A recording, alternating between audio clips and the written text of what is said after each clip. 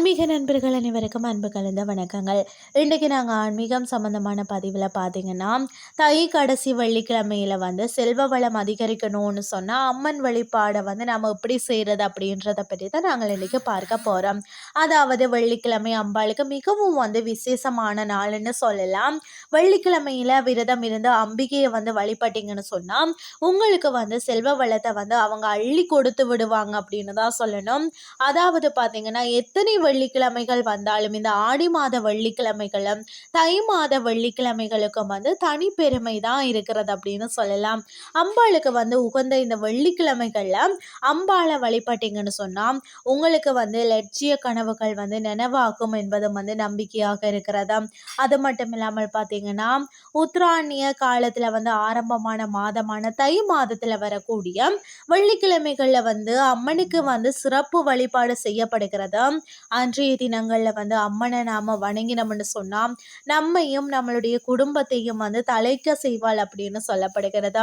ஒவ்வொரு மாதமும் செவ்வாய்க்கிழமையும் வெள்ளிக்கிழமையும் அம்பிகைக்கு உரிய அற்புதமான நாட்களாகத்தான் இருக்கிறது.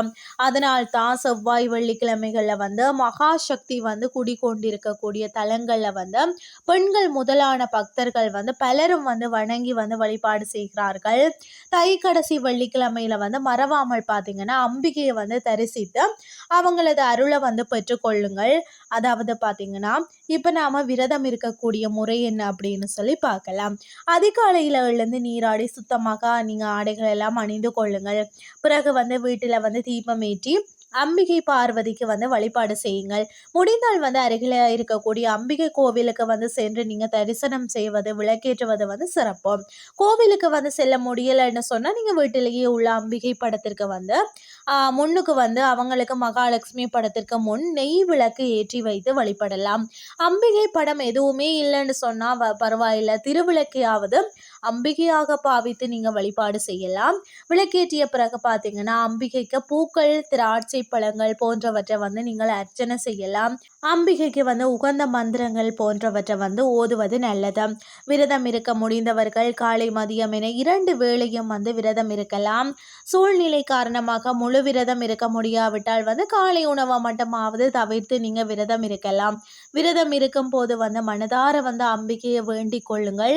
உங்கள் விருப்பங்களை நிறைவேற்ற அம்பிகையிடம் பிரார்த்தனை செய்து கொள்ளுங்கள். வெள்ளிக்கிழமை ராகு கால வேளையில் அருகில் உள்ள அம்மன் கோவில் அல்லது சிவாலயத்திற்கு கூட நீங்கள் சென்று அங்கே உள்ள துர்க்கை சந்நிதியில கூட நீங்கள் விளக்கேற்றி வழிபாடு செய்கிறது நல்லது. சகல தோஷங்களும் கண் திஷ்டிகளும் நீங்கக்கூடிய மாதிரி இருக்கும். எனவே தை வெள்ளிக்கிழமை நாளில் அம்பாளுக்கு செவ்வரளி மாலை சாற்றி வேண்டிக் கொள்ளுங்கள். துர்க்கை சந்நிதியில நெய் தீபம் அல்லது எல் தீபம் ஏற்றி கூட நீங்கள் வழிபாடு செய்யலாம். வீட்டில் உள்ள திஷ்டி முதலானவை நீங்கக்கூடிய மாதிரி இருக்கும். வீட்டில் மங்கள காரியங்கள் விரைவில் நடக்கும். தை வள்ளியில் அம்மனை தரிசனம் செய்வது கூடுதல் பலனை தரும்னு தான் சொல்லணும். மேலும் சர்க்கரை பொங்கல், தயிர் சாதம், வெண் பொங்கல், அதாவது கேசரி போன்ற ஏதாவது ஒரு பிரசாதத்தை கூட நீங்கள் வழங்கி அம்மனுக்கு வழிபாடு நீங்கள் வைத்தீங்கன்னு சொன்ன தானமாக கூட நீங்கள் வணங்கலாம்.